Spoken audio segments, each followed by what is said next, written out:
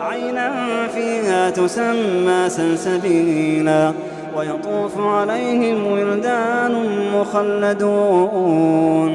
إذا رأيتهم حسبتهم لؤلؤا منثورا وإذا رأيت ثم رأيت نعيما وملكا كبيرا وإذا رأيت ثم رأيت نعيما وملكا كبيرا عاليهم ثياب سندس خضر واستبرق وحلوا أساور من فضة وسقاهم ربهم